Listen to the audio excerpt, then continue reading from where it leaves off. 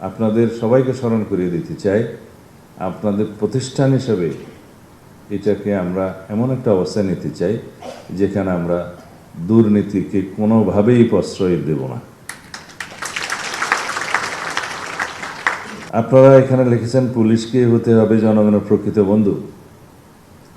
সেটা আপনারা নিজেরা যাতে বুকে হাত দিয়ে বলতে পারেন সেরকম পুলিশিং ব্যবস্থা গড়ে তুলবেন আশা করি।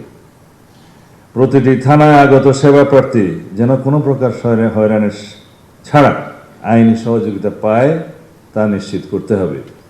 মনে রাখবেন, আপনাদের প্রতিটি আচরণ যেন রাষ্ট্রীয় সেবকের প্রতিফলন হয়। পুলিশই জনতা, জনতাই পুলিশ, এই স্লোগানকে কেবল মুখে নয় কর্মে বাস্তবায়ন করতে হবে। এটা কারা লিখেছে আমি জানি না এই লাইনটা। আপনারা যে জনবান্ধব পুলিশ সেটা প্রমাণ করার জন্য আপনাদের সামনে আরও সুযোগ আছে, সময় আছে। আশা করি আপনারা এটা হৃদয়ে ধারণ করবেন, যাতে জনগণ মনে করে এই স্লোগানটা সত্য। পুলিশই জনতা, জনতাই পুলিশ।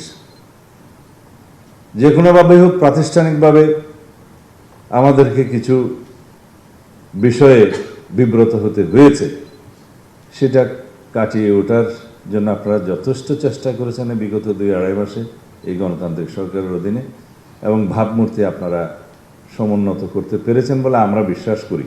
এটাকে আপনারা ধরে রাখবেন। তবে আমার দৃষ্টিতে এটা অ্যাচিভমেন্ট অনেক বাকি আছে, খুশি হওয়ার কোনো কারণ নেই, অনেক বাকি আছে, আপনারা চেষ্টা করবেন। এক্সপার্ট ইঞ্জিনিয়ারদের দক্ষ হাতে দেশের মানুষকে প্রতিদিন সুরক্ষিত রাখার প্রত্যয় নিয়ে এলো সেফ সার্কিট ব্রেকার। গতানুগতিক পদ্ধতির বাইরে এসে আধুনিক প্রযুক্তি ও সঠিক গোয়েন্দা তথ্য বিশ্লেষণের মাধ্যমে অপরাধের পূর্বানুমান এবং প্রতিরোধ গুরুত্ব দিতে হবে। এখানে আমি বলতে চাই যে আমরা অপরাধ সংগঠিত হওয়ার পর ব্যবস্থা নেই, যেটা রিয়েক্টিভ। অপরাধ সংগঠিত হতে না পারে সেই প্রিভেন্টিং পুলিশিং ব্যবস্থাকে জোর দিতে হবে, যেটা আমাদের এই সরকারের প্রধানতম উদ্দেশ্য। মানে প্রিকশনারি মেজার্স। যদি আমরা রোগী মরিয়া যাইবার পরে ডাক্তার আসিল এই থিওরিতে বিশ্বাস করি, তাহলে ট্রেডিশনাল পুলিশিং ঠিক আছে। যদি বলা হয় যে ডাকাতি হয়ে গেছে এখন পুলিশ যাবে, ট্রেডিশনাল পুলিশিং ব্যবস্থার উপর নির্ভর করতে।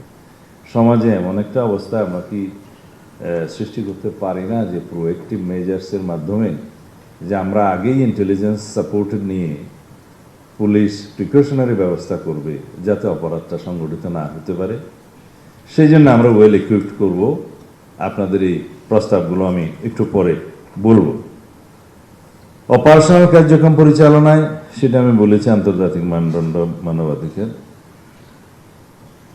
বর্তমান যুগে অপরাধের বড় একটি অংশ ডিজিটাল প্ল্যাটফর্মে স্থানান্তরিত হয়েছে। সাইবার অপরাধ, গুজব এবং অপপ্রচার রোধে আপনাদের প্রযুক্তিগত সক্ষমতা বাড়াতে হবে, এখানেই আমি কথা বলব। ডেটা অ্যানালিটিক্স এবং ডিজিটাল ফরেন্সিকের সর্বোচ্চ ব্যবহারের মাধ্যমে অপরাধীদের শনাক্ত করতে হবে।